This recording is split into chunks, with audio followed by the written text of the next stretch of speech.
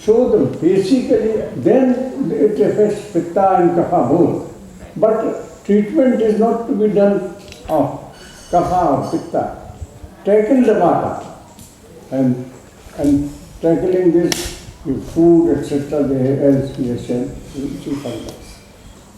It's for the external Kumbhaka, right? How long would you do it? Would you do it till you find relief from symptoms, or you would do it, the duration of the external? Not many, but actually what he means is this: in these all practices, you will find relief. After that, no. But for how many days would you practice? It depends how many days you carry the disorder. Okay, so till the disorder clears, you keep practicing. And if the disorder doesn't clear and you have to go through the Ayurvedic position, then... I don't quite understand how you diagnose if there's an imbalance. Could I diagnose it in myself, or would I have to come to you? She's trying to understand how you might diagnose any imbalance. Does she have to go to somebody else, or could she figure it out in herself? No, by pulse, generally they diagnose by the pulse only. Okay. But like if you're not reading, so she's a medical doctor, and so, she might want to try and figure it out herself. Is that silly because I can't read the pulse? Yeah, okay, I get that. You see, it's two very different systems, Yeah. Like what you're hearing about is Vata going here and so on, and it's up to your navel, etc. It's like, how do you translate that into certain modern physiology and anatomy? So that's part of the challenge here, And there's some effort, I know, at least where I am, there's effort being made from the Tibetan medicine, which is similar, to Rona, this with the modern. They used to examine the tongue, Yeah. the color of tongue, eyes, even nails. Yeah. And urine also with one special wood is there of a tree. Then they turn and it changes color, they diagnose with that. Thank you. Yeah, there's a lady with me on the PhD, and she's just completed her Tibetan medicine doctor study as well. And the master she's with, they don't see the person; they only see their urine. Yeah. They diagnose everything from your urine. The Dalai Lama's personal physician, was this. He will call the urine and examine it. Good. I can remember you. Yeah. Just to add to. Yes, go Catherine. Go. Just to add to Serena's point, though, surely even if you're not an expert pulse reader or master of Tibetan medicine, if you have some sense of the qualities, all of us, if you have some sense of the qualities of Vata, Pitta, Kapha, you know yourself a little bit, hopefully. If you're constipated, if you're feeling It's emotional, usually a good sign. I mean, all of these things, like you can kind of. Yeah. What did they say? She's saying that, okay, we may not be experts or have a particular training in pulse or Vaidya studies, but with an understanding of the basic elements of Vata and seeing it in ourselves, like feeling gassy, feeling bloated, feeling pain localized in a spot, constipation, surely with that we could tell enough and do something. Surely. Would you I guess agree? it was more of a comment rather than a. You are exactly right. Then,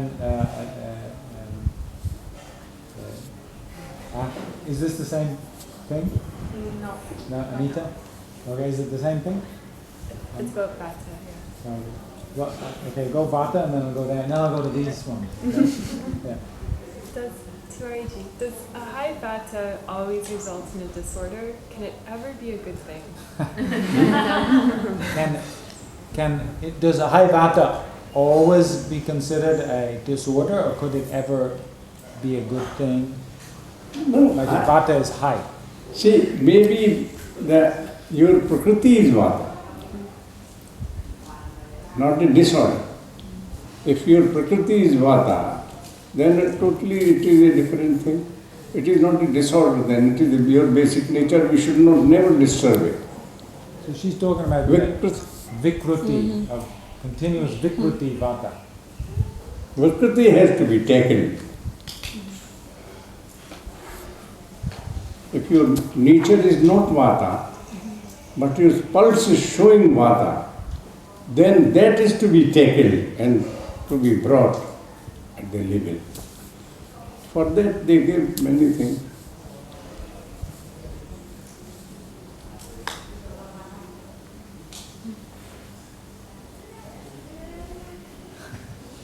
Okay, Anita. Did I understand that right, that if Vata is not in balance, you can get eye problems? She's trying to see if she understood some of those points correctly, that if Vata is some way vitiated, does it lead to certain eye problems? Also can. So if If it is mixed up with the Pitta, it can create eye problem. if you're born with eye problems, would that mean I'm But always eye problems are for different type. have Generally the eye become red. That is a sure sign that it is mixed up with the Vata. And Pitta, they are together. but it's not about, how do you say that, like good eyesight and it's more other disorders. She's asking about, is it about the quality of eyesight, or is it just disorders? It depends. The modern examination will tell that. You see, when he was talking about removing the Vata could help the night vision, right? So it must be, to do that it has to impact the quantity of rods there, which works more at night. So, and I personally I'd have to go back to notes because I know stuff I've looked at has discussed these things that they at least work on from a modern medical point of view. Yeah. But and you know, actually there's a lady right with us in Emory, and she did a study on, her specialty is literally the cornea, right, in the world of rods and cones of the eye, and she did it with I think it was with Tai Chi actually, and the practice showing it was an increase in a certain growth factor, but showing a certain neurogenesis, improvement in the eye. And they try to do it as well, you know, with some of the aerobic activity and some dance. You Maybe know, matter, I don't know. my teacher was very, very open attitude. He, at point, because why did he start scientific research in yoga? Because at one point, the investigation method of Ayurveda, they fall short. So, why not take help of the modern things which have come up? Always he said, make sure 100% what is the reason. Don't only depend that you say no, because after the period of Ashoka, and for some time Ayurveda was banned. And that time the progress was very much slowed down. So he was very open, and he himself belonged to a Ayurvedic family. But he also believed that modern investigating methodology also has to share and help the system of diagnostic of Ayurveda.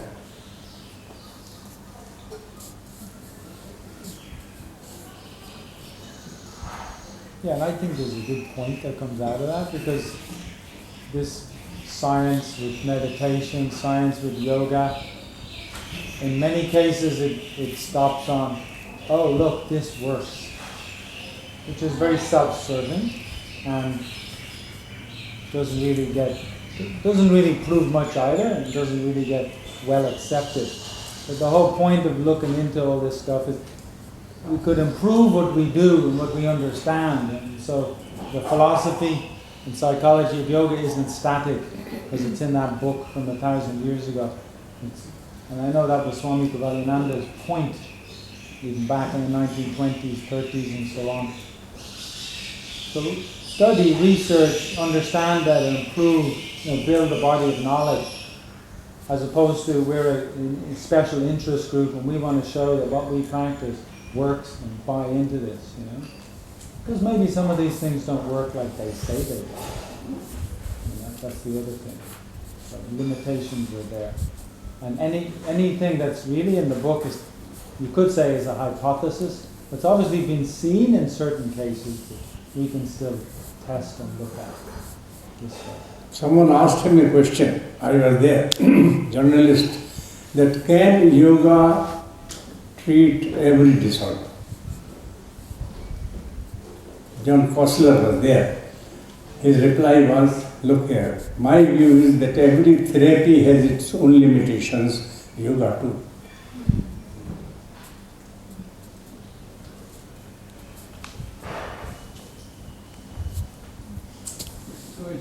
I get a thing in pranayama and asana, and sometimes when I'm concentrating heavily where my bottom jaw moves involuntarily. Is that also a disorder of vata? Vata. Purely.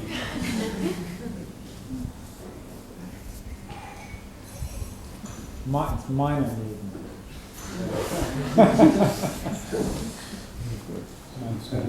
Huh? Yeah, well, we can finish this at 4:40 and then go straight into the pranayama. We won't do recitation today because we'll go straight into pranayama and do that. Some of these questions on here I think relate well to chapter 4, so I could also ask them tomorrow, but some I could ask now. So whoever wrote this, if you don't mind that, I'll bring it up tomorrow. What is the purpose of practicing Brahmari? For balancing doshas or spiritual growth? Tackle the mind. Tackle your thinking. That is the main purpose. No vata or pitta or kapha. When mind becomes calm, they automatically become calm.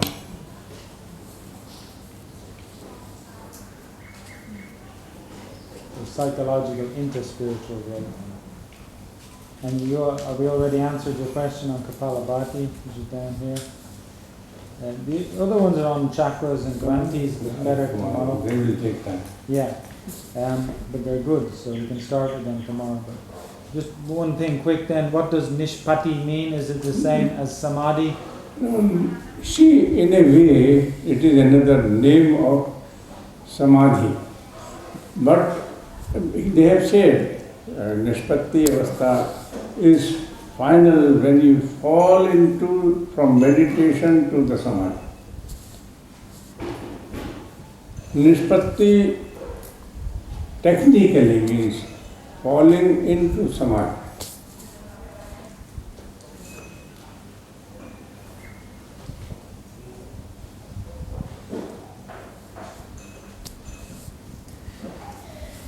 Do we practice Shavasana between pranayama to balance the nervous system again? And if so, do you recommend doing Shavasana when we practice at home, between pranayama or after we finish pranayama?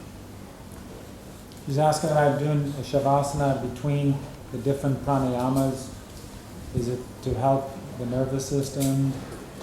Do you recommend doing it between each pranayama when at home practicing? No, whenever you need. Here we do because some people have finished, some are not continuing. They have to do Shavasana. Not necessary. In between, if you feel you are having fatigue, relax. Or if as a Shavasana you want to do, then do as if you are doing meditation.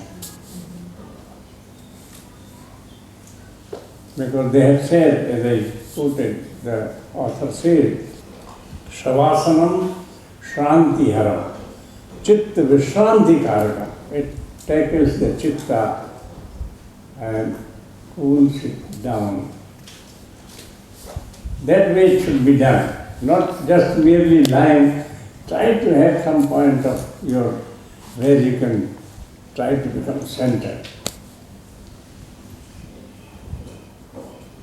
My teacher always used to say, try to make a point brain, try to concentrate there. Relax it.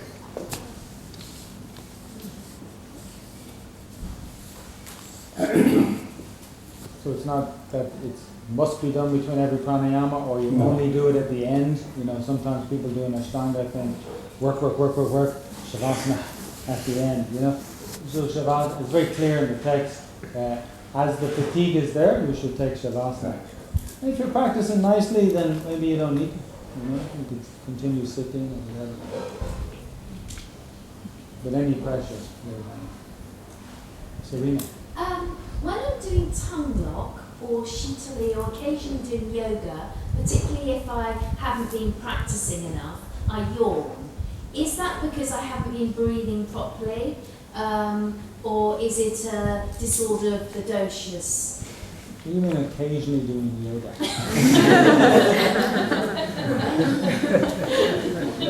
You mean, well, I suppose we'll leave the occasionally question aside.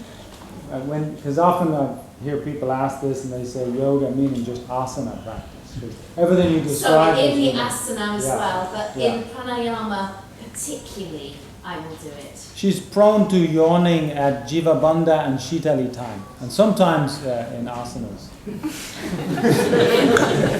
Not when I'm around. Yeah, so what is that? Is it a disorder of Not a disorder. You sip little water, it will stop.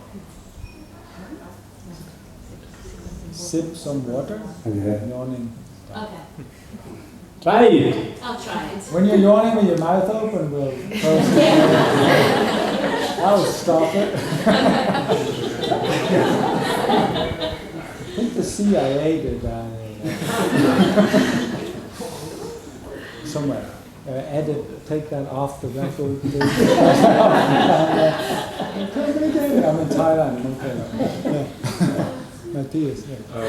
If there is no time, the question can wait. My We mother, got 7 minutes. My Okay. mother has Parkinson's disease, so I wonder what, from the point of view of Ayurveda, is Parkinson? Is that a pitta disturbance or a vata disturbance?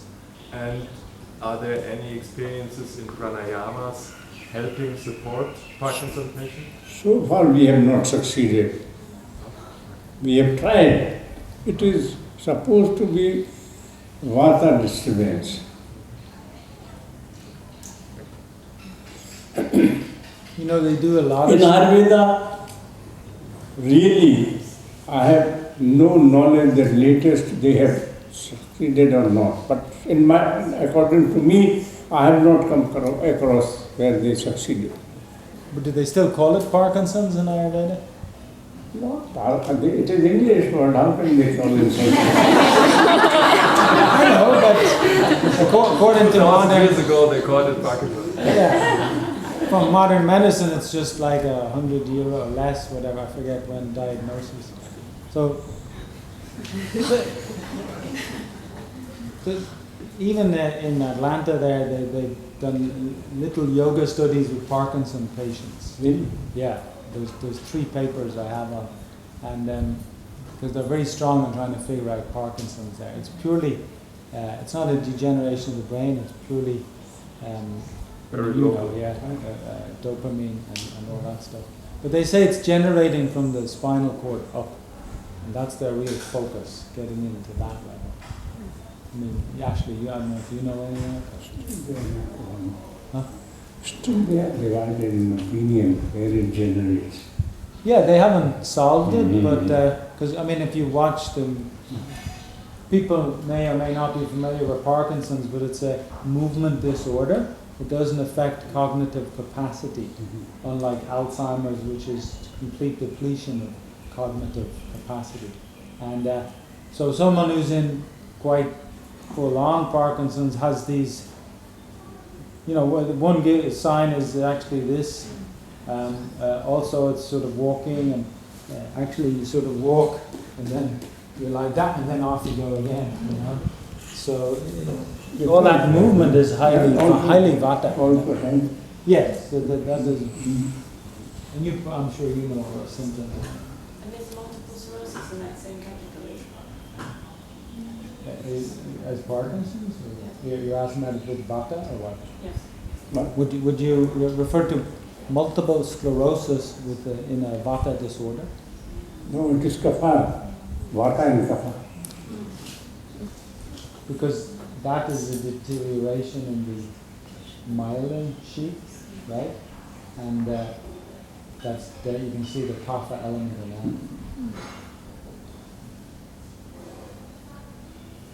Parkinson they call kampan. Huh?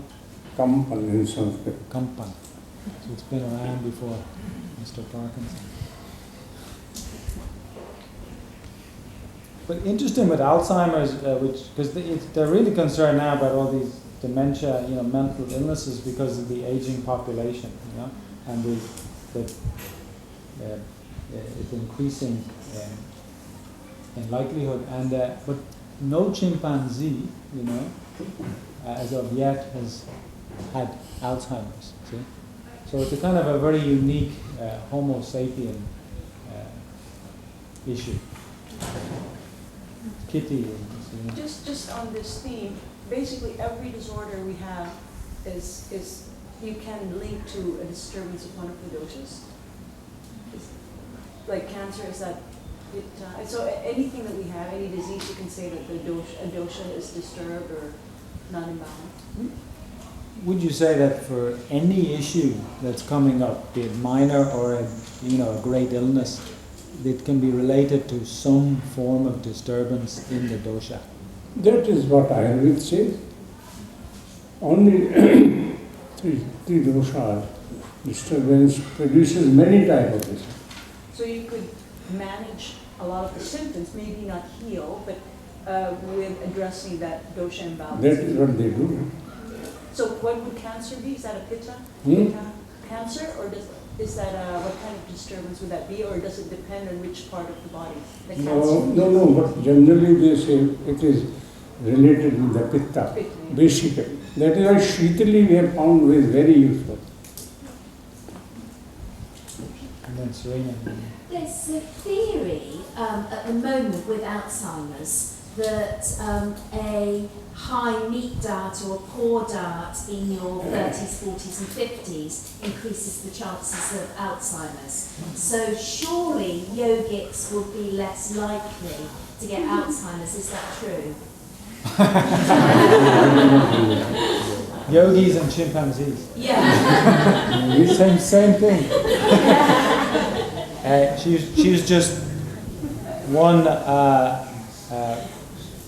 consideration of study, I suppose, hypothesis maybe, is that a poorer diet, especially high in meat in the 30s and 40s, leaves one more prone to Alzheimer's. So if one is following, from a yogi practitioner following a healthier, clean diet, perhaps that means Maybe. Studies have shown that because the rates in India are much lower of Alzheimer's than in the West, and some is the more vegetarian diet, and also there's the daily consumption of small amounts of turmeric because of the because of the effect on the brain. So those are some explanations I've seen too, which fits in with the cleaner diet. Maybe. Yeah. Yeah, like having talked to a lot of these neuroscience guys in this, they claim to have looked in so much but still have no solution, no way to tackle it. And it's so tricky because you only get it as it's developed, and as they look more, they see it develop in brainstem, spinal cord, so that you could almost take from that, how much it's based on our way of living and interacting. But then no real ethnography has been done, like getting a real understanding of what has the lifestyle been like of people who've got Alzheimer's, and a 30-year history. Because I was trying to encourage this lady who wanted to come to Emory to do that as a subject matter, It should be a great contribution, Instead, they're just looking at the condition now and just immediate, but we could look at the lifestyle and family background, etc., for 30, 40 years across a wide range of people. That could tell something. And then it might answer about the kind of yogi practitioner, etc., And if we could form a database now of people who are practicing yoga, not occasionally, but regularly, and then, continue to update that over the next 30, 40 years, and then kind of see, who has got what disorders, is it less than in the general population and so on. And then we might also see if yoga was helping. That's how they discovered that smoking was bad, by doing exactly that. And they looked at doctors who smoked versus doctors that didn't, and followed them for 40 years, and the doctors that smoked died. And eventually the doctors that didn't smoke died.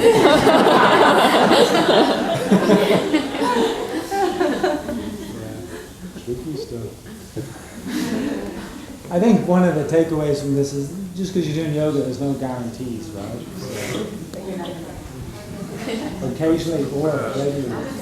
Maybe less regularly. We'll do one last question and then stop for today. Danny? If you lived in your past, like let's say from the ages of 16 to 28, let's just say, and your doshas were imbalanced most of your daily life. And then you made some changes, you made some slow changes, and you started to maybe balance your doshas. What does the past have on the impact of, how does the past impact your present dosha balance?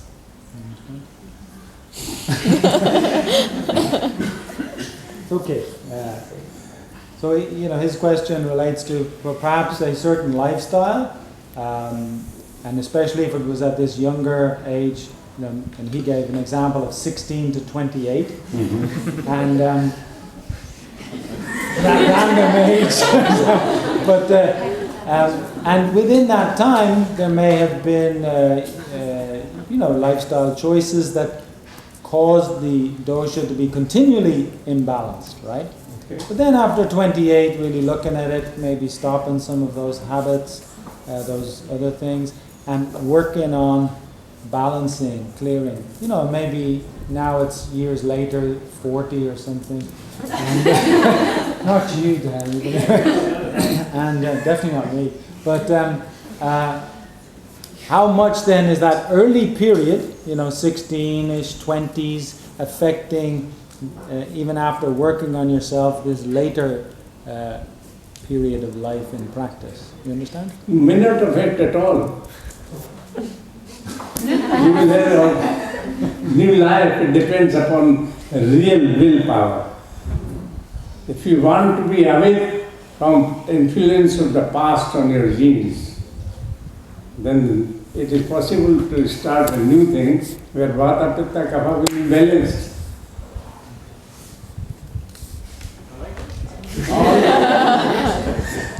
That's the good news. Nice word. It depends really what you really want, not what you really say.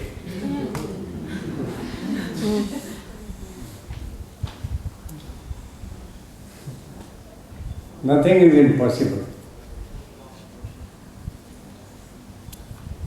There should be sincerity, not seriousness. Okay. Very nice.